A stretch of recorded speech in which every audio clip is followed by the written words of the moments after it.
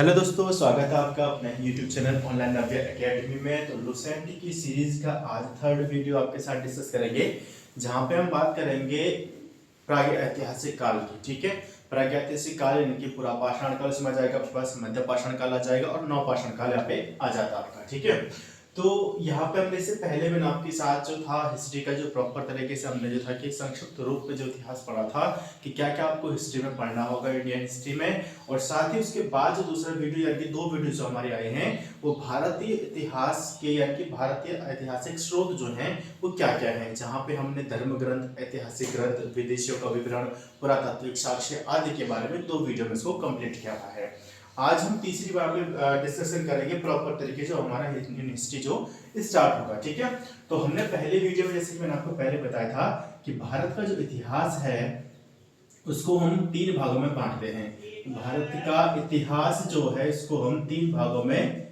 बांटते हैं। ठीक है, तीन भागों में हमारे पास सबसे पहले जो आता है वो आपके पास आता है प्रागैतिहासिक काल। क्या आता है? प्रागैतिहासिक काल। प्रागैतिहासिक काल आता है। दूसरा हमारा यहाँ पे आता है प्रागैतिहासिक काल।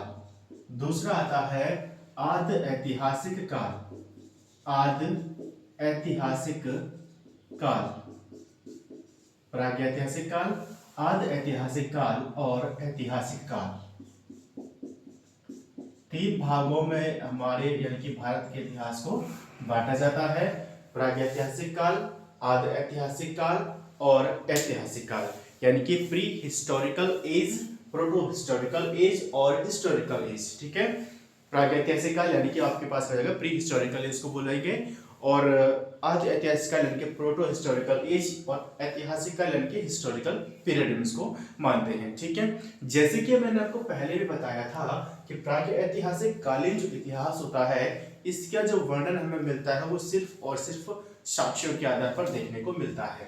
ठीक है, साक्ष्य यानी कि जैसे कि गुफाओं और खंडराओं में जो चित्र मिले हुए हैं, ठीक है, और जो उसमें चित्र जो मिले हुए हैं जैसे कि इनको त्रिशूल यानी कि इस तरीके से एरो के टाइप में उसको जैसे कि मानव चित्र बनाए तो इस तरीके से इनको दिखाया गया, इस तरीके से आपको दिखाया गया है। ठीक है, एक साइन की तरह दिखाया गया है। पशुओं को हाँकते हुए दिखाया गया है, सामूहिक नृत्य करते हुए दिखाया गया है, महिलाओं को, बच्चे को पालते हुए दिखाया गया है। तो खाद्य संग्रह के चित्र हमें मिले हुए हैं। तो इससे हमें जैसे कि महिलाओं को, बच्चों को पालने से हमें क्या पता चलता है कि मनुष्य में यानी कि प्रागैतिहासिक काल जब पुरापाषाण काल से स्टार्ट होते हुए मध्य पाषाण काल, नवपाषाण काल में आते आते उसके अंदर एक सामाजिक भावना उत्पन्न हो गई थी, यानी कि उसके लिए एक परिवार की परिकल्पना जो थी वहां पर बननी शुरू हो गई थी। ठीक है, तो प्रागैतिहासिक काल का जो हमें जो साक्ष्य मिलता है सिर्फ साक्ष्य के आधार पर इसका इतिहास मिलता है, यानी कि वह काल जिस काल का अध्ययन हम सिर्फ और सिर्फ साक्ष्य के आधार पर करते हैं, जहां पर लिपि का या यहाँ पर लिपि का कोई भी विकास नहीं हुआ था। और अगर लिपि का विकास ही नहीं हुआ है तो वो लिपि न तो लिखी जाएगी न वो पढ़ी जाएगी, कि लिपि का तो विकास ही नहीं हुआ वहां पे।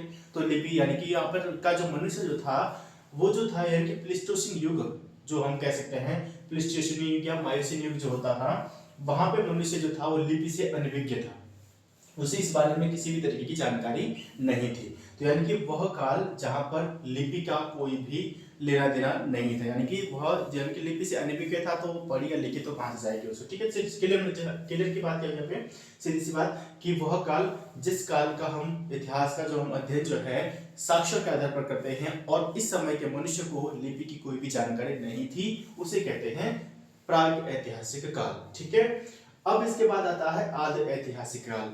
आदि ऐतिहासिक काल का जो मनुष्य जो था उसने लिपि का विकास तो किया, लिपि तो थी, लिपि को उसने लिखा है, ठीक है, लेकिन उसको पढ़ा नहीं गया है, वो पढ़ा नहीं जा पाया।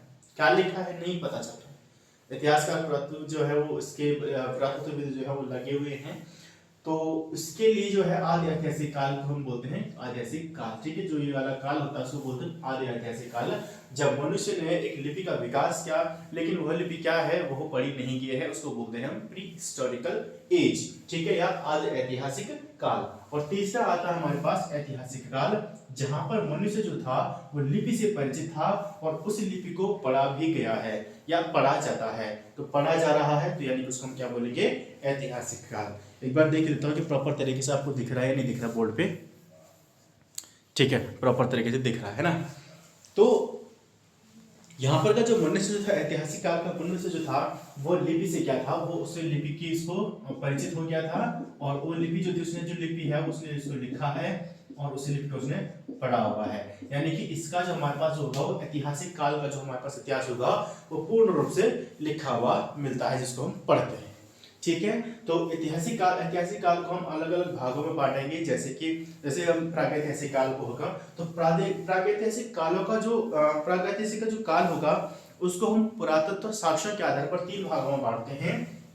पुरातत्व साक्ष्यों के आधार पर 3 भागों में कैसे बांटते हैं? सबसे पहले आता है पुरापाषाण काल।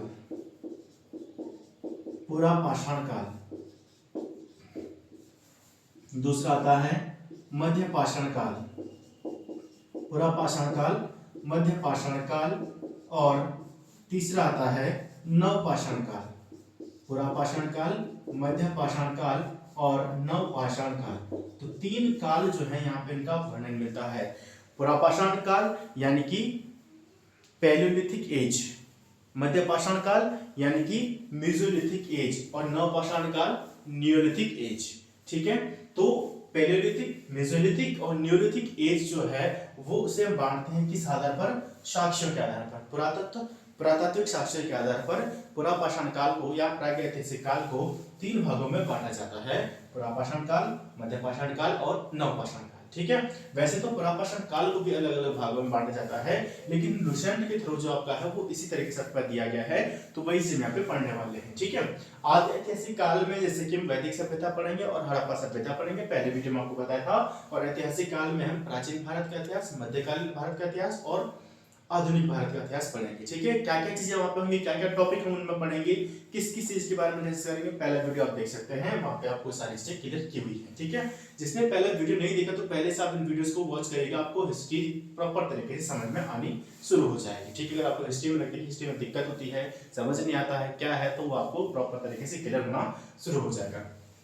चलिए बात करते हैं आज के टॉपिक की। तो पहला आता हमारे पास पुरापाषाण काल। ठीक है, तो पुरापाषाण काल जो है, सबसे पहले हमारे पास क्या था यहाँ पे? पुरापाषाण काल, जहाँ पे हमें मानव संस्कृति के बारे में पता चलता है कि मानव का जो जीवन था वो किस प्रकार से हुआ करता था। ठीक है, किस प्रकार से उसने अपना जीविकोपार्जन के साधन जो चाहे थे, जलवायु में कैसे परिवर्तन आया था, कैसे उत्पत्ति जो हुई, तकनीकी विकास हुआ था, कुछ अनेक जो है वो तथ्यों के आधार पर हम इस इतिहास को पढ़ते हैं। यानी कि जो पुरापाषाण काल से लेकर मध्यपाषाण काल, नवपाषाण काल होते हुए आता है, और उसके बाद जो ताम्रपाषाण युग जो चलता है, वहां तक मनुष्य का जो कालक्रम क्या रहा है, जब उसने सबसे जैसे कि जलवायु में परिवर्तन हुआ। जलवायु में परिवर्तन का मतलब हो गया कि लाखों साल पूर्व से लेकर 10,000 साल तक, यानी कि 10,000 साल तक जो हमारा प्रागैतिहासिक काल है, पुरापाषाण काल का साथ चलता है। ठीक है, तो पुरापाषाण काल अगर हम इसका जो अगर टाइम पीरियड देखें तो लाखों वर्ष पूर्व से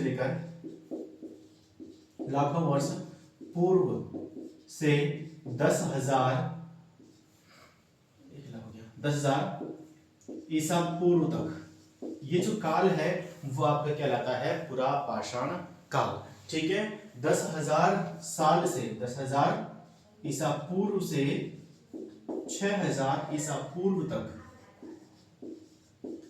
वो आपका आता है मध्यपाषाण काल। ठीक है, और 6,000 ईसा पूर्व से लेकर, ठीक है, 6,000 ईसा पूर्व के बाद का काल हम कह सकते हैं, यहाँ 3500 के आसपास हो जाता है, क्योंकि 3500 के बाद वो ताम्रपाषाण में आता है। तो हम 6,000 के बाद जो लेते हैं, के बाद 6,000 ईसा पूर्व के बाद का काल जो होता है वो आता है नवपाषाण काल आता है।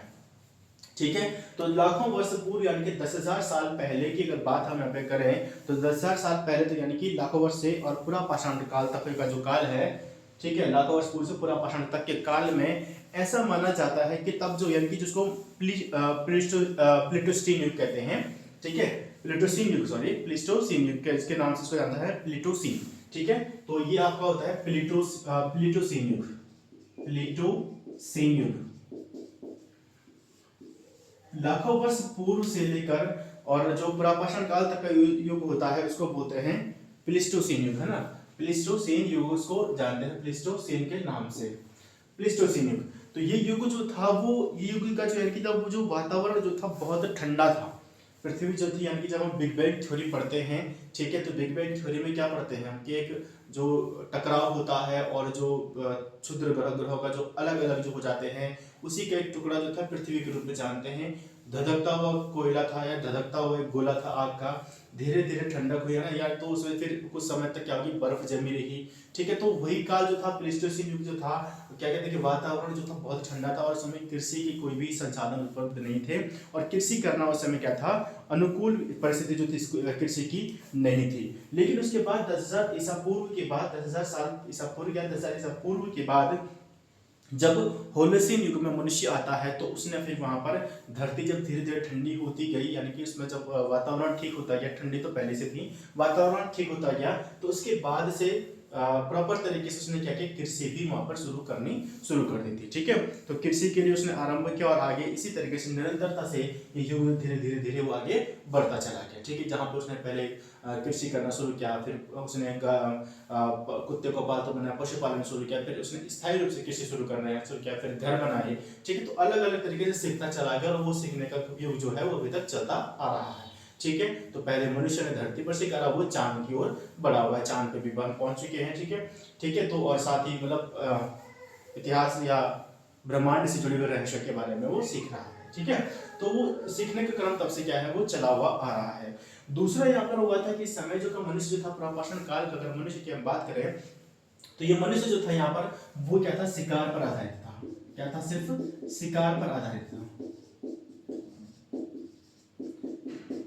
शिकार पर आधारित था। वो सिर्फ शिकार करना जानता था, उसे तब किसी भी चीज के बारे में नहीं पता था। एक मात्र कह सकते हैं खाद्य संग्राहक के रूप में था, ये सिर्फ खाना इकट्ठा करना, और वो एक समय तक था कि एक समय तक वो अपने लिए खाना इकट्ठा कर सकता था। खाद्य संग्रह के रूप में बना हुआ था, सिर्फ खाने तक ही वो सीमित था। साथ ही उसके पास घर नहीं था, क्योंकि गुफाओं में रहता था, गुफाओं के अंदराओं में रहता था और पेड़ पौधों में की टहनियों पर रहता था। तो यहाँ पे घर भी नहीं था उसके पास, यानी कि एक चलायमान जो था जीवन था उसका, ठीक है। जैसे कि आप सब हम सब लोग जानते हैं कि जो बंदर से इंसान की उत्पत्ति हुई है, ठीक है। तो उस समय जो था वो क्या करता था, वो शिकार पर आधारित था और एक खाद्य संग्रह के रूप में था, खाद्य संग्रह के रूप में कार्य करता था, खाद्य संग्रह ही वो बना हुआ था। और धीरे धीरे इसमें इस समय जो था वो न उसके पास घर था, न उसके पास पशुपालन की व्यवस्था थी, तो कुछ भी नहीं करता था, न पशुपालन न घर बनाए, कुछ नहीं। तो यानी कि अगर कुछ भी नहीं है तो क्या करता था, फिर गुफाओं में रहता था, ठीक है, गुफाओं में रहता था और कंदमूल फल खाता था, क्योंकि कृषि नहीं थी, शिकार करता था, ठीक है। लेकिन जो था शिकार करने के लिए खाद्य संग्राहक जो था, और यहाँ पर जो था पुरापाषाण काल में खाद्य संग्रह के रूप में कीजिए कंदमूल फल खाना, मांस हो गया, ठीक है, पौधों की कलियां जो हो गया, तो इस तरीके से वो अपना क्या करता था, जीवन निर्वाह वहां पर करता था। और पहाड़ों में गुफाओं में रहता था और पेड़ के टहनियों में रहता था। तो इससे रिलेटेड यानी कि पुरापाषाण कालीन जो स्थल है वो आपका है भीमबेटका।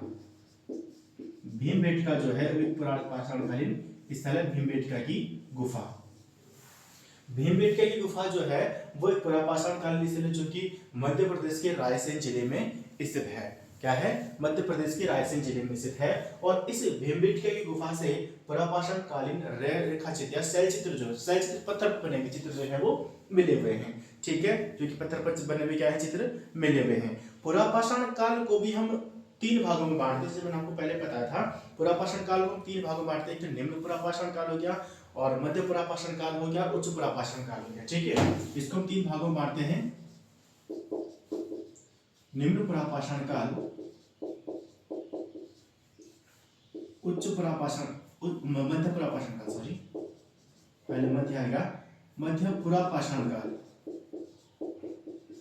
मध्य पुरापाषाण काल और उच्च पुरापाषाण काल, और उच्च पुरापाषाण काल और उच्च पुरापाषाण काल, तीन काल में इसको हम यहाँ पे पढ़ते हैं पुरापाषाण काल को। यानी कि जो मनुष्य की जो यहाँ पे जर्नी जो रही है वो एक खाद्य संग्राहक से लेकर, यानी कि सीधी सी बात है एक शिकार करने से लेकर किस प्रकार से उसने अपने आप को डेवलप किया। जैसे कि सबसे पहले अगर हम बात करें तो जब वो पुरापाषाण निम्न पुरापाषाण काल में था, यानी कि जो शुरुआती पीरियड 10,000 के बाद का जो पीरियड था, लाखों वर्ष पूर्व से 10,000 के बीच जो पीरियड पूरे इसी में आएगा। लेकिन जो शुरुआती पीरियड था वो था आपका पुरापाषाण काल का शुरुआती पीरियड, निम्न पुरापाषाण काल, ठीक है। तो उस समय क्या था कि इसके उपकरण जो थे वो क्वार्टजाइट के पत्थरों के बने हुए होते थे, ठीक है, क्वार्टजाइट और पत्थरों की यहाँ पे उपकरण ही बनाता था। इस समय जो था ये जो उपकरण जो बनाता था, उपकरण जो थे इसके उपकरण वो थे क्वार्टजाइट। क्वार्टजाइट एक प्रकार का पत्थर होता है, क्वार्टजाइट। क्वार्टजाइट और पत्थरों के जाय क्या आते हैं, एक क्या कहते हैं, ये औजार बनाया करता था, ठीक है। और इसकी जो खोज की गई है, जो यानी कि जो इसकी खोज की गई है निम्न प्रापाषण काल, इस समय की खोज जो की गई थी या उपकरण की खोज की गई है वो रॉबर्ट ब्रूस फ्रूट के द्वारा की गई है। किसके द्वारा की गई है? रॉबर्ट ब्रूस फ्रूट के द्वारा की गई है, जो कि उसको पल्लवरम मद्रास में इसने इसकी खोज की हुई है। कहाँ पे की है? पल्लवरम मद्रास में इसकी खोज की हुई है, ठीक है। आगे चलकर जो मनुष्य जो था इसने निम्न प्रापाषण की, फिर जो इस समय का जो मनुष्य जो था निम्न प्रापाषण काल का मनुष्य क्वेश्चन आपके पास आ सकता है कि ये जो था वो निग्रिटो जाति का था। कौन सा था? निग्रिटो जाति का था। कौन सी जाति का था? निग्रिटो जाति का था मनुष्य। उपकरण ये था पत्थरों के और क्वार्टजाइट के बनाए होते थे, और साथ ही जो उसको उपकरण जो मिले हैं वो रॉबर्ट ब्रूस फ्रूट के द्वारा इसके द्वारा उनकी खोज की गई है और पल्लवरम मद्रास से की गई है। इस काल का मनुष्य जो था वो निग्रिटो जाति का था। अब यहाँ पर जो मनुष्य जो था वो उसके औजार जो थे वो क्या होते थे? बड़े बड़े पत्थरों को तोड़ के बनाता था वो भी। पुरापाषाण काल में ये चीज चलेगा। मध्य पाषाण काल में क्या किया उसने? उसके बाद उसने अपने जो औजार जो थे वो पहले पत्थर को तोड़ के बनाता था पुरापाषाण काल में। मध्य पाषाण काल में उसने उसको घिसना शुरू किया और घिसकर छोटे छोटे पत्थर बनाए, छोटे छोटे औजार बनाए, जिसको वो जैसे कि तीर कमान के रूप में यूज करता। तीर कमान बोले तो जैसे कि किसी लकड़ी के आगे से लगा दिया, ठीक है, या अलग कुछ इस तरीके से, यानी कि बड़े पत्थर को इससे उसने शिकार करना बंद किया और अपने पत्थरों को उसने तोड़ने के बजाय घिसकर नुकीला बनाना शुरू किया।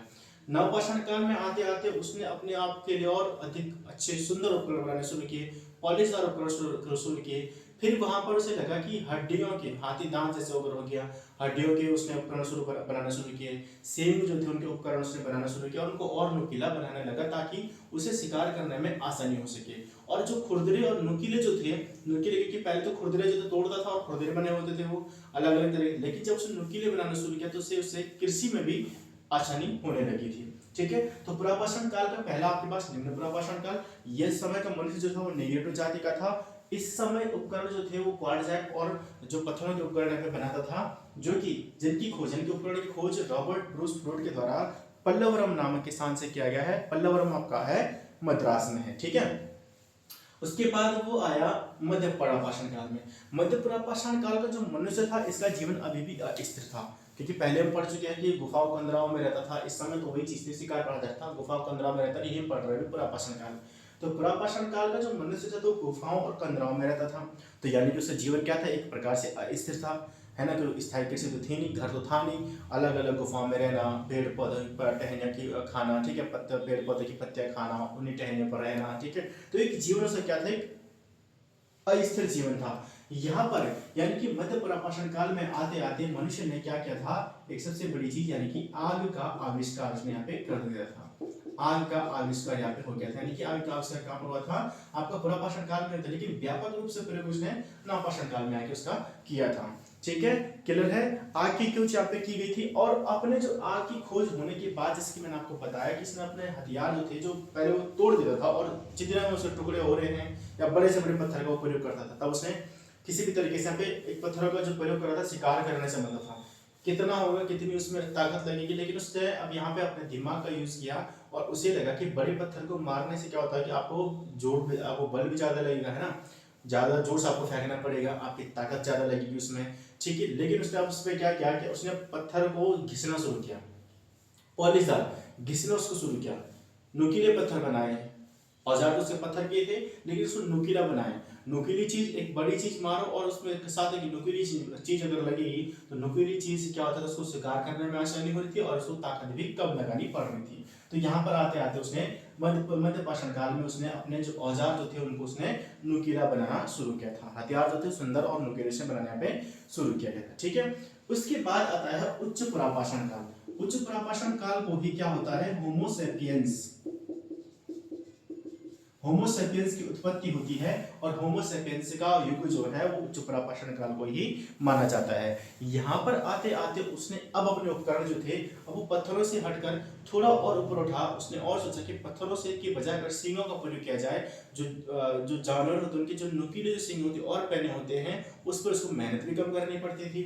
ठीक है, तो इसलिए उसने हाथी दांत हो गए और सींग जैसे जानवरों के सींग हो गए, इससे उसने क्या किया अपने हथियार बनाने शुरू किए। ठीक है, अब यहाँ पर उसने अपने जो निवास जो था वो अभी भी क्या था शैलाश्रम में ही रहता था। क्या था, शैलाश्रम में ही रहा करता था। क्लियर यहाँ तक बात? ठीक है, अब हम यहाँ पे बात करते हैं आगे।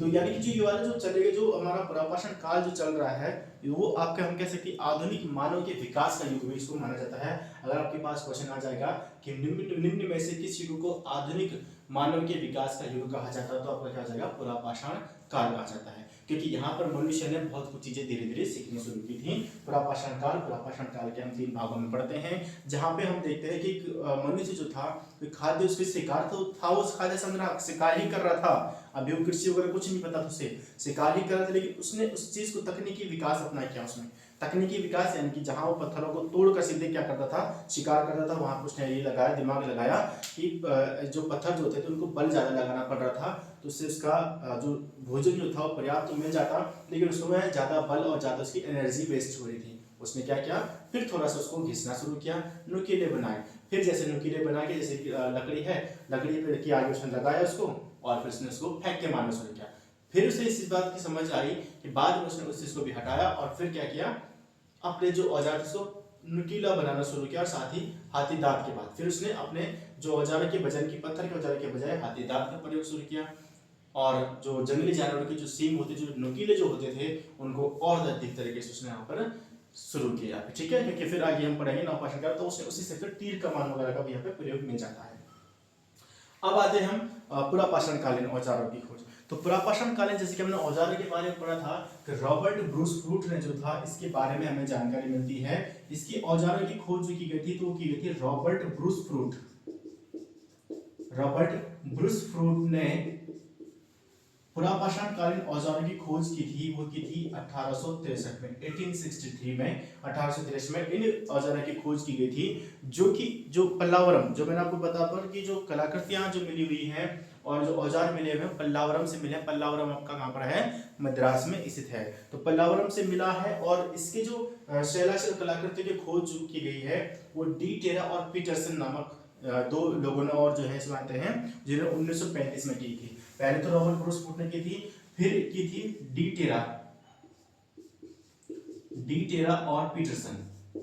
टेरा और पीटरसन ने इनकी खोज यानी कि जो पुरापाषाण कालीन जो स्थल थे या सॉरी स्थलीय औजार की खोज जो की थी 1935 में की थी। पहले रॉबर्ट ब्रूस फ्रूट ने की, फिर डी टेरा और पीटरसन ने भी इनकी खोज की थी। ठीक है, और इन्होंने जो खोज की थी वो की थी अतिरपकम से।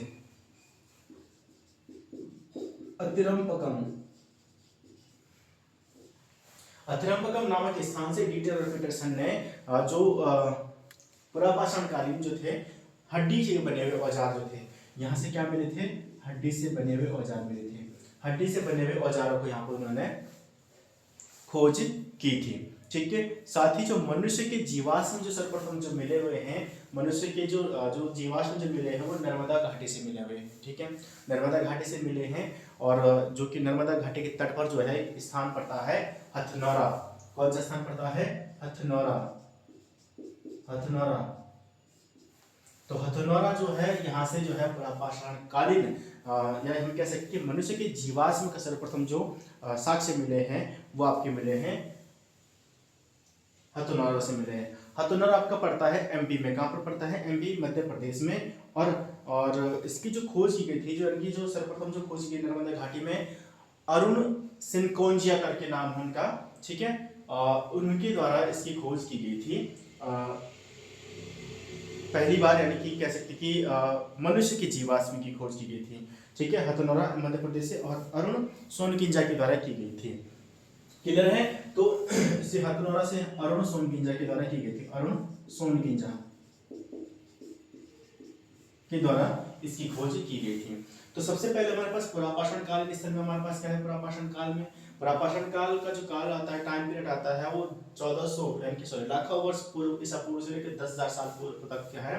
और जिसका जो फेमस जो मुख्य जो यहाँ पे था कि मनुष्य जो था वो इस समय यहाँ पर शिकार पर आधारित था और खाद्य संग्राहक के रूप में यहाँ पर रहा है। और इसी समझ ने यहाँ पर क्या थी, आग की खोज की थी और आधुनिक मानव के विकास का युग भी इसको कहा जाता है। इस समय का मनुष्य जो था वो कच्चा मांस खाता था, फल फूल पौधे की कलियां आदि वो खाने में लिया करता था। साथ ही रहने के लिए उसके पास कोई घर नहीं था, तो इसलिए क्या करता था, वो पहाड़ी गुफाओं और पेड़ों की टहनियों पर रहा करता था। इससे रिलेटेड जो हमें सबसे मुख्य जो चीज मिलती है वो मिलती है भीमबेटका की गुफाओं से। इसके शैलचित्र हमें यहाँ पर प्राप्त होते हैं। भीमबेटका गुफा कहाँ स्थित है, वो आपकी है रायसेन जिला मध्य प्रदेश में। फिर इसके बाद हम पढ़ते हैं कि पुरापाषाण काल को हम 3 भागों में बांटते हैं, जहां पर हम निम्न पुरापाषाण काल, मध्य पुरापाषाण काल और उच्च पुरापाषाण काल के रूप में जानते हैं। जब निम्न पुरापाषाण काल था, इस समय का मनुष्य जो था वो उपकरण जो थे उसके जो शिकार करने के लिए उपकरण प्रयोग करता था, क्वार्टज और पत्थरों की बनाया करता था, जिसकी उत्पत्ति जो है, जिसकी जो पुष्टि जो है वो रॉबर्ट ब्रूस फ्रूट के द्वारा की गई है। जो कि खोज जो थी, इन उपकरण की खोज की गई थी रॉबर्ट ब्रूस फ्रूट के द्वारा 1863 में की गई थी। पल्लावरम, ठीक है, पर की थी पल्लावरम मद्रास में की गई थी। निम्न पुरापाषाण काल का जो मनुष्य जो था वो निग्रिडो जाति का था और इस समय वो क्या करता था कि अपने किसी प्रकार के पत्थरों का वो शिकार, पत्थरों से जंगली जानवरों का शिकार किया करता था। मध्यपाषाण काल में आए, जब वो आया तो उसने यहाँ पर आग का आविष्कार किया और यहाँ पर भी उसका जीवन स्थिर था, लेकिन उसने आग की खोज यहाँ पे की है, लेकिन अपने हथियारों को उसने, अपने जो शिकार करने की टेक्निक जो थी उसमें उसने परिवर्तन किया था। उसमें उसने थोड़ा सा अपना स्टैंडर्ड बढ़ाकर, अपना दिमाग लगाकर उसने उसको नुकीला और उसको घिसना शुरू किया था। ठीक है, क्या किया उसने, हथियारों को सुंदर बनाया और उसको घिसना शुरू किया। ठीक है, उच्च पुरापाषाण काल में आते आते उसने, फिर उच्च पुरापाषाण काल में आते आते जिसको होमो सेपियंस की उत्पत्ति होती है, जिसका इसको होमो सेपियंस का युग भी कहा जाता है। और इसने हाथी दांतों का और सींगों का यहाँ पे प्रयोग करना शुरू किया। अभी भी क्या करता था, वो सेलासोलर में ही रहा करता था। पुरापाषाण कालीन जो स्थल या जो उपकरणों की खोज जो है, औजार की खोज जो है, वो रॉबर्ट ब्रूस फ्रूट के द्वारा की गई थी 1863 में। फिर इसके बाद डी टेरल पीटरसन ने भी बताया 1935 में इन्होंने खोज की थी, जहां पर इन्होंने बताया जो स्थल मिले हैं वो अत्रिपकम से मिले हैं। कहाँ से मिले हैं, अत्रिपकम से मिले हुए हैं, जहां से पुरापाषाण कालीन जो स्थल की खोज हुई है, जो औजार की खोज हुई है, जो कि हड्डी के बने हुए जो थे औजार वहां पर मिलते हैं। ठीक है, तो ये तो आपके पास था पुरापाषाण काल। अब हम यहाँ पे बात करेंगे मध्यपाषाण काल की, लेकिन उससे पहले इसको पहले हम हटा देते हैं ना। यहां से मनुष्य जो था, अभी हम अगर इसकी बात करेंगे प्रॉपर तरीके से, क्योंकि जीवन जिसने अपना प्रॉपर तरह से टेक्निक, उसने आप देख रहे हैं किस तरह का टेक्निक अभी चेंज कर रहा है। ठीक है, जलवायु में परिवर्तन, मैंने आपको पहले बताया किस प्रकार से जलवायु परिवर्तन होता है, कि पहले कृषि के लिए प्रॉपर तरीके से नहीं होता था, लेकिन बाद में धीरे धीरे कृषि करना उसने शुरू किया। तो वैसे उसने हमने यहाँ पे पहले जो हमने पढ़ रहा था टेक्निक का उसने विकास किया था। तो पुरापाषाण काल में देखे कि लोग जो थे कि पत्थर और हड्डियों की जो उपकरण जो थे उसका प्रयोग करता था, लेकिन बाद में इसको क्रूड उपकरण को बोला था। क्या बोला था, क्रूड उपकरण का महत्व यहाँ पर क्या था कि ज्यादा बढ़ा हुआ था। क्रूड उपकरण में हमारे पास जैसे स्फटिक पत्थर से बने हुए होते थे, क्वार्ट्ज पत्थर के औजार बने हुए होते थे, तो इसका वहाँ पर प्रयोग किया था। उसके अलग अलग जगह से यहाँ पे इनके साक्ष्य मिले हैं, जैसे कि चौपर मिला है, हस्त कोठार मिला हुआ है, और जो पंजाब की लोहान जो नदी है वहाँ से सोहन नदी के पास चौपर जैसे मिला हुआ है। ठीक है, तो अलग अलग ये साक्ष्य यहाँ पे मिले हुए हैं। मध्यपाषाण काल इनके माइक्रोलिथ में आते आते उसने छोटे उपकरण बनाना शुरू किए, यानी छोटे छोटे पत्थर के छोटे छोटे उपकरण बनाने शुरू किए, जिससे मैंने आपको घिसना शुरू किया, छोटे छोटे बनाया, उनको उसने डंडे के सहारे लगाया, उसी से वो क्या करता वहाँ पर शिकार करता था। नवपाषाण काल में आते आते वो क्या कर देगा, फिर अपने औजारों को पॉलिशदार बनाना शुरू कर देगा, पॉलिश उस पर करना शुरू कर देगा, नुकीली सुंदर बनाना शुरू कर देगा। ठीक है, वो तो यहाँ पे उसने इसमें भी कर दिया था, लेकिन आगे चल के उसने और उसमें विकास किया था, जो टेक्निक हम यहाँ पे पढ़ने वाले हैं। ठीक है, अब हमारे पास आता है यहाँ पे मध्यपाषाण काल। ठीक है, तो मध्यपाषाण काल एक्सप्लेनेशन में थोड़ा सा वीडियो लंबा हो जाता है, क्योंकि एक्सप्लेन करना पड़ता है ताकि प्रॉपर तरीके से समझ में आ सके।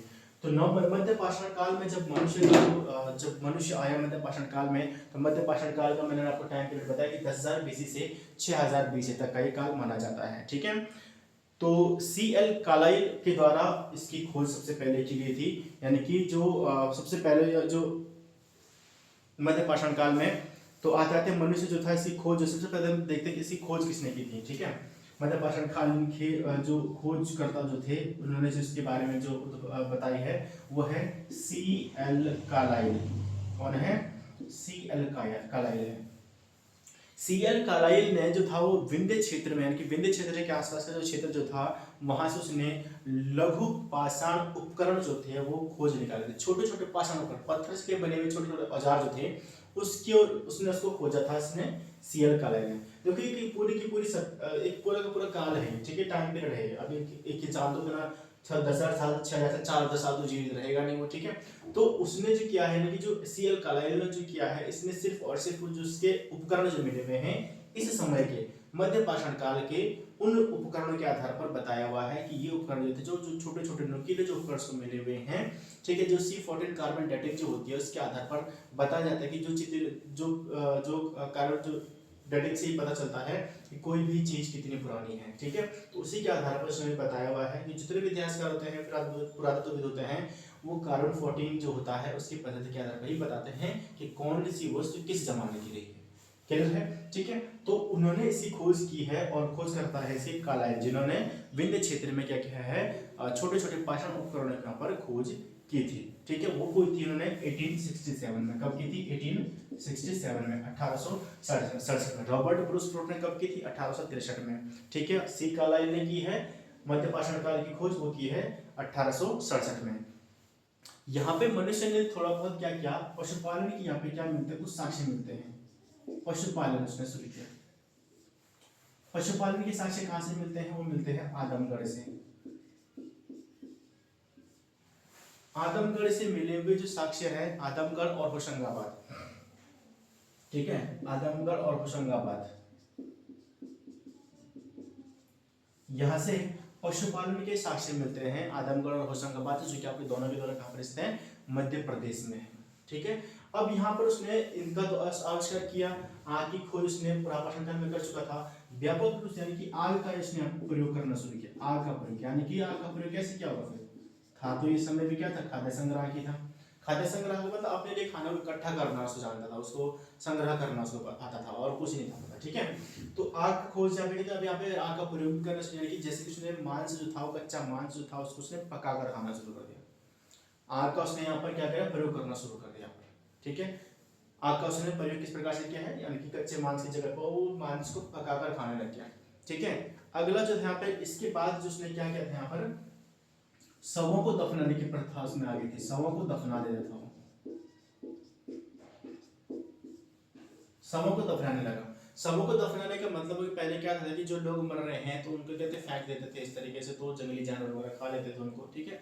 तो अब यहाँ पर उसने शवों को क्या करता है, अपनापन उसको उसमें आने लग गया। उसने क्या किया, वहां पर शवों को दफनाना शुरू किया। कैसे पता चलता है? क्योंकि इस कालीन जो इस समय के जो है अस्थि पंजर जो है वो मिले हुए हैं, यानी कि मानव के, मनुष्य के कंकाल, स्केलेटन, अस्थि पंजर में स्केलेटन, कंकाल जो है वो मिले हुए हैं, जिससे उनको दफनाया हुआ है तो तभी स्केलेटन बचेगा उसमें, ठीक है। तो शवों को दफनाने के बारे में पता चलता है, जहां पर दफनाया गया क्या है, स्केलेटन वहां पे मिला हुआ है, जिससे हमें ये पता चलता है कि यहाँ पर मध्य पाषाण काल में आता है मनुष्य जो था वो शवों को दफनाने की प्रथा उसके अंतर्गत वो सीखने लग गया था। यहाँ पे उसने अपने औजारों को नुकीला तो बनाया था। अब जब उसने क्या किया कि पत्थर को नुकीला बनाता, छोटे छोटे पत्थर बनाए, नुकीला बनाए, लकड़ी के सहारे उसको शिकार कर रहा था। लकड़ी के सहारे शिकार करने के बाद फिर दिमाग ये लगाया कि लकड़ी क्यों लगाई, इसके आगे पत्थर ही क्यों लगाई, सीधे लकड़ी को क्यों ना नुकीला बनाते।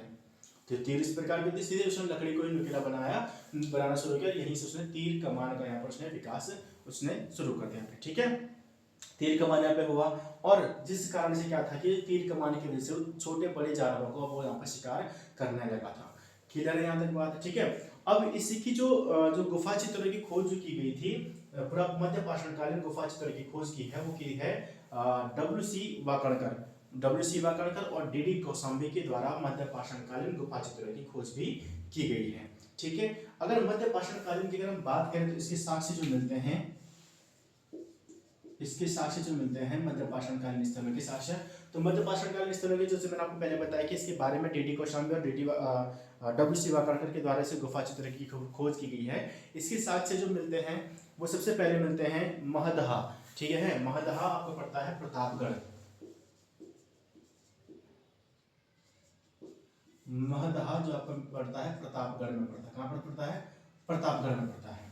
प्रतापगढ़ यूपी, प्रतापगढ़ यूपी में ही पड़ता है। तो प्रतापगढ़ यूपी में महादहा पड़ता है, जहां पर उसने आदमी और औरत के शव को एक साथ उसने यहाँ पे देखा है कि इसके साक्ष्य जो मिले हैं, शवों को दफनाने की प्रथा जो बोली थी, युग्म जो वहां पे समाधि जो मिली हुई है, ठीक है, वो मिली है महादहा से, वो है प्रतापगढ़ यूपी में। मनुष्य और औरत यानी कि पुरुष और औरत को दोनों के साथ, आदमी और औरत को दोनों के साथ वहां पर दफनाया गया है, ठीक है। दूसरा यहाँ पे इस यूपी का एक स्थल है सरायनगर, सरायनगर। तो सरायनगर यूपी में ही है। यहाँ पे 3 लोगों के शव मिले हुए हैं एक साथ, 3 डेड बॉडी यहाँ पे दिखाई गई है, ठीक है। और तीसरा जो मिला है बागौर, बागौर, बागौर आपको पड़ता है राजस्थान में। कहाँ पर पड़ता है? राजस्थान में पड़ता है। बागौर आपका राजस्थान में पड़ता है। तो राजस्थान से भी इससे संबंधित वहां पर साक्ष्य मिले हुए हैं, जहां पर राजस्थान में सबसे बड़ा जो स्थल जो मिला है वो जो पशुपालन से संबंधित माना जाता है, ठीक है। तो पशुपालन संबंधी साक्ष्य जो है वो माने जाते हैं, पशुपालन संबंधी साक्ष्य यहाँ पे मिले हुए हैं। और मध्य पाषाण कालीन का सबसे बड़ा स्थल है आपका बागौर राजस्थान। अगर आपके पास क्वेश्चन में आ गया निम्न में से कौन सा मध्य पाषाण काल का सबसे बड़ा स्थल है, वो आपका है बागौर राजस्थान, जिससे हमें, जहां से हमें पशुपालन के बारे में जानकारी मिलती है। यहाँ पर मनुष्य जो था उसके अंदर चित्रकला के विकास की उत्पत्ति हुई थी। चित्रकला यानी कि जो उसने जो हमें जो उसके जो साक्ष्य मिलते हैं, चित्रकला में जैसे सुंदर चित्रकारी ऐसे नहीं, तो वो एरो के थ्रू बताता था, तीरों के जो द्वारा उसने चित्रों को बताया हुआ है। सामूहिक नृत्य करते हुए लोगों को दिखाया गया है, शैल चित्रों को बना के दिखाया हुआ है, ठीक है। तो यहाँ पर से चित्र का विकास यहाँ पर उसके होने लगा था। इसी के साथ यहाँ पे मनुष्य ने उसके अंदर मछली पकड़ने का भी यहाँ पर कला उसके अंतर्गत आ गई थी, ठीक है। उसकी मछली कला का यहाँ पे विकास हो गया था। और अब यहाँ पे क्या था कि कृषि तो नहीं कर रहा था वहाँ पे, लेकिन जंगली फसलें जो थी उसका उसने उपयोग करना शुरू कर दिया था। जंगल में जो फसलें हो रही थी उसको उसने खाना शुरू कर दिया था, उसको उसने लेना शुरू कर दिया था अपने में, ठीक है, उसका प्रयोग करना शुरू कर दिया था। लेकिन यहाँ पर अभी भी कृषि की नहीं हो रही थी। कृषि कहाँ होगी? कृषि आपकी हो जाती है नवपाषाण काल में शुरू, ठीक है। लेकिन यहाँ पर जो जंगली फसलें थी उसको उसने यहाँ पर प्रयोग में लाना शुरू कर दिया था और उसको वहाँ पर वो खाना शुरू कर दिया था। साथ ही मछली पकड़ने का भी कला का विकास यहाँ पे हुआ और चित्रकला भी उसके अंतर्गत आ गई। चित्रकला का कैसे पता चलता है? जैसे उसने गुफाओं में बनाए हुए हैं, शिकार करते हुए उसने चित्र बनाए हुए हैं, ठीक है, मछलियों को पकड़ते हुए उसने चित्र बनाया हुआ है, या स्त्रियों के द्वारा शिशुओं को पालने के चित्र उसने यहाँ पे बताए हुए हैं, ठीक है। और जिससे यानी कि क्या होती, परिवार की परिकल्पना उसके अंतर्गत आ गई थी। जैसे उसने कई बार क्या किया कि उसके अंदर एक भावना भी थी, वो एक दया की भावना भी यहाँ पे आने लगी थी। क्यों? जैसे उसने शिकार करते हुए दिखाया गया तो उसने अकेले मनुष्य को नहीं दिखाया गया, उसको समूह में दिखाया गया है, ठीक है, या एक डायरेक्टली नहीं दिखाया उसे, जो कि पूरे प्रॉपर तरीके से नहीं दिखाया। कुछ ना कुछ उसने इस चीज रखी हुई कि उसके अंदर एक दया की भावना आने लगी, परिवार की परिकल्पना उसके अंतर्गत आने लगी, तो उसने क्या उसको चित्र के माध्यम से उनको बताया हुआ है, ठीक है। महेश सरवाज जो और इसमें जैसे कि संगीत के द्वारा जैसे उसने या सामूहिक नृत्य और संगीत को उसने चित्रण किया, उसने बजाया नहीं है, चित्रित करके बताया हुआ है, चित्र बना के इन चीजों को अपनी भावना को व्यक्त किया। चित्रकार क्या करता है? अपनी भावना को व्यक्त करता है चित्र में, जो भी चित्र होता है ना, तो परख जो होती है वो हर किसी को नहीं होती चीज की। तो इसी तरीके से उसने क्या करना वहाँ पे अपने आप को वहाँ पे ढाला उसने, और अपनी जो समय की जो तत्कालीन जो चीजें हो रही थी उसको उसने चित्र के माध्यम से बनाना शुरू किया। तो इसका ये पता चलता है कि यहाँ पर चित्रकला का विकास हो रहा था। चित्रकला में उसने मनुष्यों को शिकार करते हुए दिखाया है, स्त्रियों को बच्चों को पालते हुए दिखाया गया है, ठीक है। और परिवार की अगर बच्चों को पालना है यानी कि स्त्रियों में ममत्व की भावना पहले लगी थी, और ममत्व की भावना का मतलब है कि परिवार की संकल्पना उसमें यहाँ पे आने लगी थी, ठीक है। तो यहाँ पर भी मनुष्य क्या था, है तो वो क्या है, खाद्य संग्रह की, यहाँ पे उसने कृषि तो उपजाना तो उत्पादक तो कब बनेगा? जब वो कृषि करना शुरू करेगा तब वो उत्पादक बनेगा। अभी क्या है, वो संग्राहक है। हमने क्या बताया यहाँ पे, मैंने क्या बताया कि अभी तक वो जंगली फसलों का तो वो प्रयोग करना शुरू कर दिया, लेकिन कृषि करना उसने भी यहाँ पे नहीं सीखा था मध्य पाषाण काल में। तो ये खाद्य संग्राहक ही था, वो खाद्य संग्राहक ही बना हुआ था, खाद्य उत्पादक यहाँ पे आपके पास आ जाएगा। तो यानी कि अभी का जो मनुष्य जो था वो खाद्य संग्राहक ही था, लेकिन उसने अपने जो शिकार करने की जो तकनीक जो थी उसमें उसने परिवर्तन किया था। जैसे कि अब वो पत्थर जो थे पहले तोड़ के बना देता था, फिर जो नुकीले बनाए, धीरे उसने आगे डेवलप किया। यहाँ पे आते उसने तीर कमान बनाना शुरू किया, अब वो तीर से शिकार करने लगा था। जहाँ वो छोटे बड़े जो थे जानवरों का शिकार कर रहा था, मछलियां पकड़ना उसने शुरू कर दिया, मछली पकड़ने की कला उसके अंतर्गत आ गई, अंदर आ गई थी, ठीक है। तो ये चीजें आपके पास मध्य पाषाण काल में हो जाती हैं। यहाँ पे कुछ कुछ ही फैक्ट आपको मिलेंगे, ज्यादातर आपको कहानी के तौर पर ये समझाऊंगा उसमें किस प्रकार से हुआ है, ठीक है। होप्स आपको समझ में आ रहा होगा प्रॉपर तरीके से। अब आते हैं नवपाषाण काल में। नवपाषाण काल में अब जो मनुष्य जो था खाद्य संग्राहक जो था, उसको सिर्फ जो खाना वो संग्रह कर पाता था, खाद्य संग्राहक से वो क्या बन गया, खाद्य उत्पादक बन गया। अब खाद्य उत्पादक बन गया तो भाई साहब क्या हो गया, फिर ये कृषि करने लग गए। उत्पादक तभी बनेगा जब उपजाना शुरू करेगा।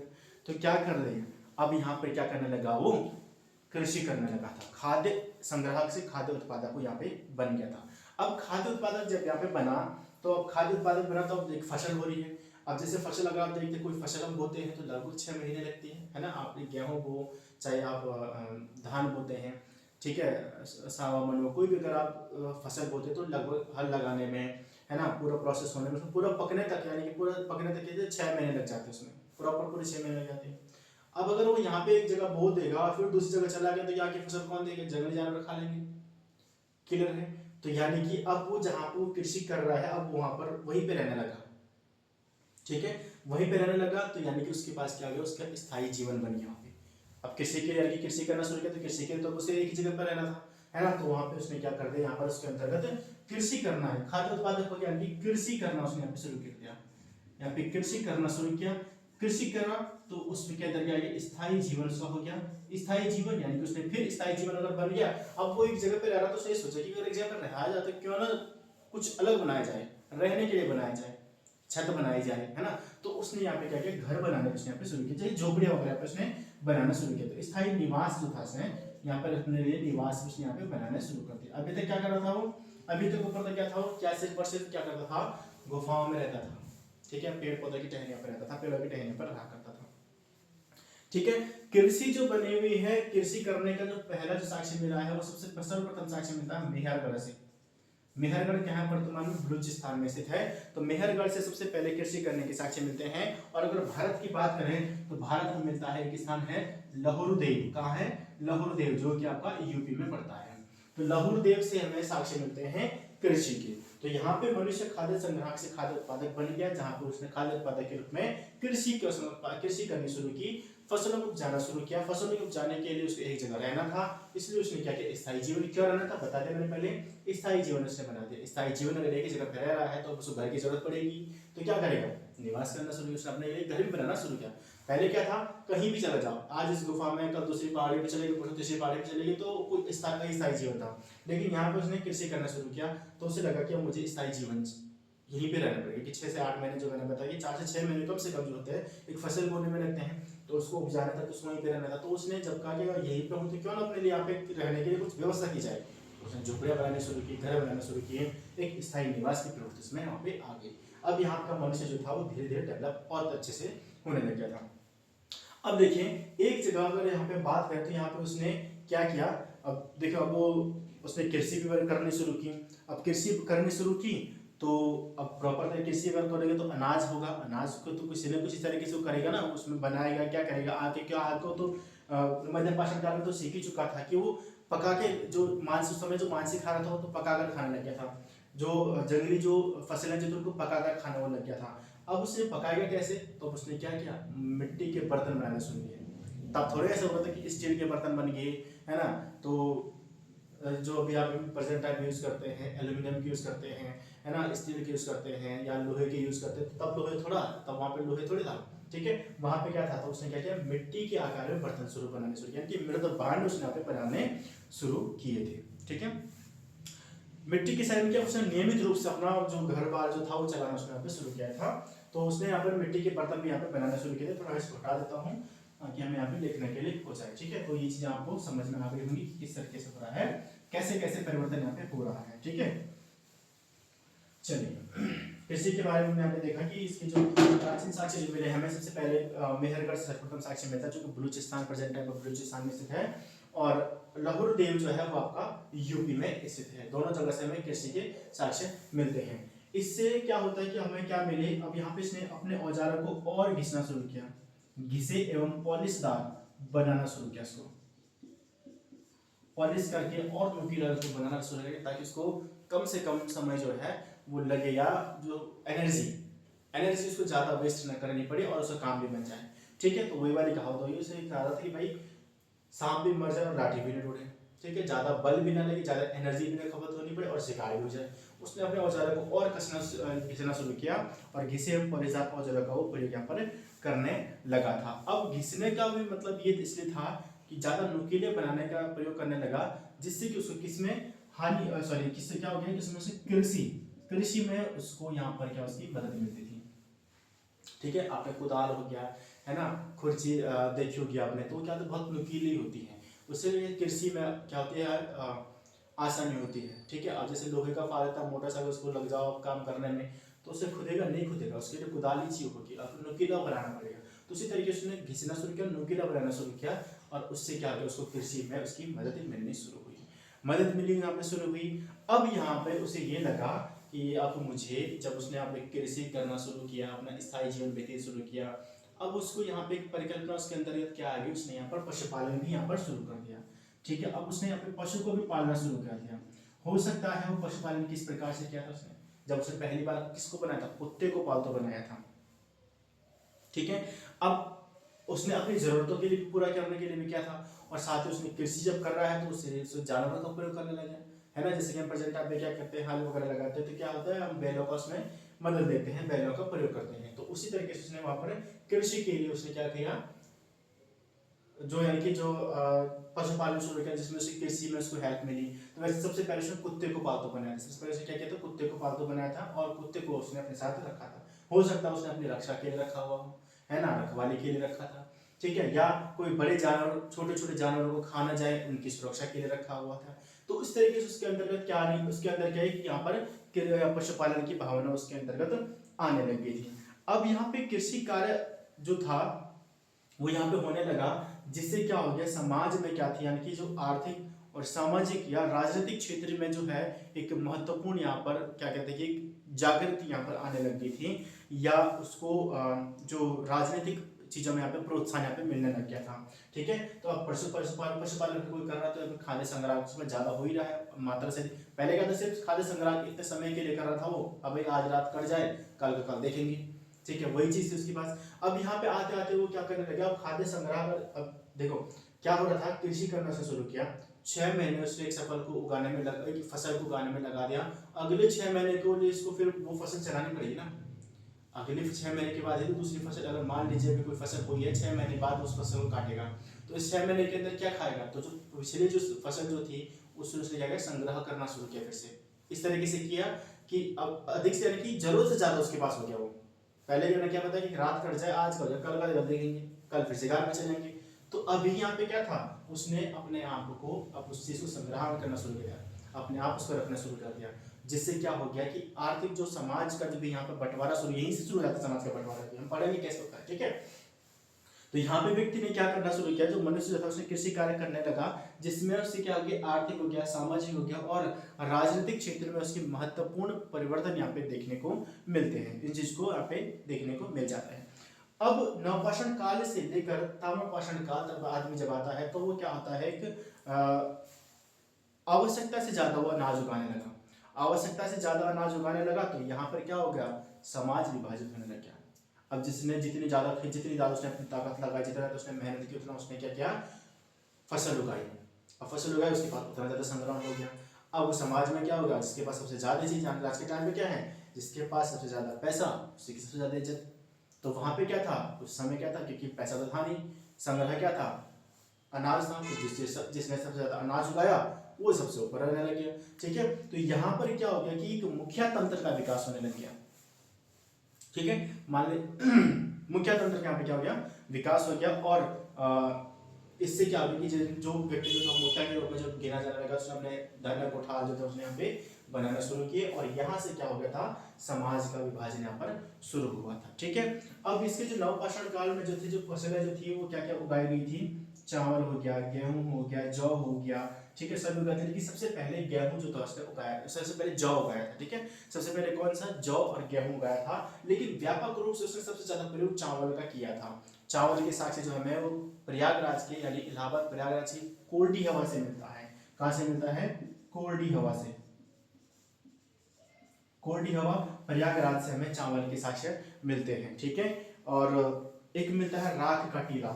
ठीक है, इससे जो साक्ष्य है वो राख का टीला मिलता है, राख का टीला, राग का टीला मिलता है संगनकल्लू से। कहाँ से मिलता है? संगनकल्लू से। संगनकल्लू आपका है कर्नाटक में। ठीक है, आई होप सो आपको ये जो टाइम पीरियड चला हुआ है, किस प्रकार से मनुष्य का विकास हुआ है, आपको समझ में आया होगा किस किस तरीके से मनुष्य की उत्पत्ति हुई थी या कैसे कैसे उसका विकास हुआ था। साथ ही जो इसमें नवपाषाण काल में जो था एक और यहाँ पे मिलता है, इसको मैंने पहले आपको बताया था, पुरातत्व साक्ष्य में बताया था मैंने कि गर्तावास मिला हुआ है। गर्तावास मिला हुआ है। गर्तावास, गर्तावास जो था वो गड्ढा घर होता था, गड्ढा घर था जो कि बुर्ज होम से मिला हुआ है। बुर्ज होम यानी कि जम्मू कश्मीर, क्योंकि कश्मीर का जो नवपाषाण कालीन स्तर जो था मैंने पहले बताया था आपको, जो पुरातत्व साक्ष्य में पढ़े थे। तो गर्तावास यानी कि गड्ढा घर मिला हुआ है जहाँ पर मनुष्य के साथ जो है पालतू पशु यानी कि कुत्ते को दफनाया हुआ दिखाया गया है। ठीक है, तो हो सकता है वो प्रिय पशु रहा हो, तो प्रिय पशु के रूप में किसी भी तरीके से, लेकिन उसके अंदर एक भावना जो वहाँ पे आने लगी थी नवपाषाण काल में आते आते। ठीक है, होप सो कि आपको मनुष्य के बारे में इतनी जानकारी काफी होगी कि किस प्रकार से मनुष्य की उत्पत्ति हुई है। बाकी जो बीच बीच के जो पॉइंट है, जैसे कि गर्तावास कहाँ से मिला है, ठीक है, चावल की खेती कहाँ पे सबसे पहले हुई थी, या कृषि के सर्वप्रथम साक्ष्य कहाँ से मिले, और मैंने आपको जो पॉइंट बाय पॉइंट जो आपको जो इंपॉर्टेंट चीजें थी जो याद करने लायक है, जो ध्यान रखने लायक है, मैंने आपको बोर्ड पे लिख के बताई है। ठीक है, तो अब यहाँ पे इसके बारे में हम देखते हैं आगे। तो pause the video, note down, अगर आप इसको नोट करना चाहें नोट कर लीजिएगा। ठीक है, और हम भी थोड़ा सा पानी पी लेते हैं। नवपाषाण काल के बाद जब हम पढ़ते हैं, जब इंसान व्यक्ति जो होता है, सबसे पहले हमने यहाँ पे पढ़ा कि फसल हमने पढ़ ली थी। फसल हमने क्या पढ़ी यहाँ पे कि उसने सबसे पहले जौ को यहाँ पे उसने क्या किया था, उपजाया था, या जौ का उसने प्रयोग किया था। सबसे पहले खेती जो थी जौ और गेहूं की थी, लेकिन प्रयोग जो उसने चावल के सर्वव्यापक मात्रा में किया था। दूसरा हमने पढ़ा था कि उसने पहला जानवर जो बनाया था कुत्ते को बनाया था पालतू। कृषि काल में यहाँ पे पढ़ा। अब जो समय जो धातु सबसे पहले जो सुविधा खोजी गई थी वो थी तांबा। क्या थी? तांबा। तांबा जो था वो उसको बोलते हैं लियोलिथिक जो है एज, उसको बोलते हैं लियोलिथिक एज के नाम से जानते हैं। और जो 3500 बीसी के बाद का काल जो माना जाता है, आफ्टर द 3500 बीसी, तो 3500 ईसा पूर्व के बाद का काल जो आता है वो आपका ताम्रपाषाण काल के नाम से जाना जाता है। ताम्रपाषाण कालीन जो स्थल जो मिलते हैं वो मिलते हैं उत्तर पश्चिम भारत से। ठीक है, ताम्रपाषाण कालीन स्थल कहां से मिलते हैं? हमें मिलते हैं उत्तर पश्चिम भारत से। उत्तर पश्चिम भारत से क्या होता है, हमें ताम्रपाषाण कालीन स्थलों की खोज या जानकारी मिलती है। ताम्रपाषाण कालीन स्थल जो है वो कब होते हैं, काल कौन सा है? वो 3500 के बाद का काल, 3500 बीसी के बाद का काल आपका ताम्रपाषाणी काल होता है। यहाँ पर मानव ने धातु के रूप में सर्वप्रथम तांबे का प्रयोग किया था, जिसका प्रयोग उसने जैसे कि शिकार करने के लिए भी कुछ चीजें हो सकती हैं। ठीक है, उसने क्या किया, कृषि करने, सबसे मुख्य कारण था कृषि करने के लिए इसने इसका प्रयोग किया था, जिससे क्या हुआ, उसकी स्थिति अर्थव्यवस्था जो थी और भी ज्यादा मजबूत हो गई थी। ठीक है, और भी ज्यादा मजबूत हुई। और इसी से जैसे मैंने आपको पहले बताया था कि यहाँ पर प्रॉपर तरीके से मनुष्य का विभाजन, या हम कह सकते हैं कि वर्ग यहाँ पे बनने शुरू हो गई थी, या समाज का विभाजन यहाँ पे शुरू हो गया था। इससे रिलेटेड जो एक मनुष्य जो यानी तांबे की जो संस्कृति जो मिलती है वो मिलती है इनाम गांव से। इनाम गांव से हमें तांबे के साक्ष्यों के बारे में पता चलता है, जिसको ताम्रपाषाण कालीन युग या ताम्रपाषाण की युग एक बस्ती है ये। ठीक है, जिसको जौरव संस्कृति से संबंधित है इनाम गांव। ठीक है, तो ये ताम्रपाषाण युग से ज्यादा कुछ था नहीं। बाकी मैंने आपको भीमबेटका वगैरह मैंने आपको बता दिया है कि जो भारतीय उपमहाद्वीप का हम कह सकते हैं कि मानव जीवन का जो सबसे प्राचीनतम साक्ष्य जो मिलता है हमें भीमबेटका से मिलता है, ताम्रपाषाण का स्थल, जो कि जहाँ से हमें उसके शैलाश्रय के बारे में पता चलता है, शैल चित्र मिलते हैं। ठीक है, और वहाँ जिसकी डब्ल्यू शिवाकरकर के द्वारा से खोज की गई थी। ठीक है, और 2003 में जो था भीमबेटका को वो विश्व धरोहर घोषित किया गया था। ठीक है, तो मनुष्य का हमने यहाँ पे काल पढ़ा था, जैसे कि उसने अपना किस प्रकार से तकनीकी विकास किया, जीविका के लिए उसने जीविकोपार्जन का विकास उसके अंतर्गत कैसा पैसे परिवर्तन हुआ। तो जीविकोपार्जन का मतलब है कि उसने जीविका को कैसे अपना सुधारा था। जैसे कि पहले क्या था, शिकार करता था, खाद्य संग्राहक था, लेकिन बाद में ठीक ठीक होते आगे आते तो उसने खाद्य संग्रह को और मजबूत रखा, मजबूत बनाए रखा, क्योंकि एक समय होता था कि अधिक से अधिक समय तक उसको खाद्यान्न को या कर सकता था, सुरक्षित रख सकता था। मध्यकाल में आता है तो उसने खाद्य संग्रह ही वो बना रहा है, लेकिन उसने अपनी तकनीक चेंज कर दी वहाँ पे। ठीक है, अपने खाद्य खाने को जो है वो टेक्निक वहाँ पे उसने चेंज कर दी, और फिर जबकि जहाँ पर उसने तीर कमान वगैरह बनाने शुरू कर दी, और अपने साथ ही उसने क्या किया कि छोटे से लेकर बड़े बड़े जानवरों का भी उसने यहाँ पे शिकार करना शुरू कर दिया था। साथ ही उसने यहाँ पर फिर मनुष्य को जो था वो उसने फिर वह जो जंगली जो फसलें जो थी उसका भी उसने प्रयोग करना शुरू किया जो था, और कृषि का विकास के साथ साथ उसने यहाँ पर कृषि का विकास तो नहीं हुआ था, लेकिन जंगली फसलों का प्रयोग करने लगा था। आग का उसको व्यापक उसने यहाँ पे प्रयोग कर दिया था। मछली पकड़ने की कला उसके अंतर्गत यहाँ पे आ गई थी। साथ ही साथ तीर कमान वगैरह यहाँ पे बनाने शुरू कर दिए थे। ठीक है, बाद में आगे फिर नवपाषाण काल में आते शिकारी के साथ साथ जब फिर वो खाद्य संग्राहक से खाद्य उत्पादक बन गया। उसने फिर वहाँ पे पशुपालन शुरू कर दिया, स्थायी कृषि शुरू कर दी, और साथ ही अपने लिए वहाँ पे पशुपालन और कृषि के लिए अनेक चीज़ें वहाँ पे यहाँ पे शुरू कर दी थी। फिर हम पढ़ते हैं ताम्रपाषाण काल में सामाजिक संस्कृति परिवर्तन भी इसमें आया है। सामाजिक परिवर्तन की अगर हम यहाँ पे बात करें तो पुरापाषाण काल में जो समाज था वो समता से एक समान सब उसको देख रहे थे, लेकिन जिसको बैंड सोसाइटी कहते हैं, ठीक है, एक बैंड सोसाइटी उसको नाम दिया गया कि जहाँ पे सब चीज़ें समान है, एक समान समता मूलक वहाँ पे बैंड सोसाइटी नाम दिया गया है।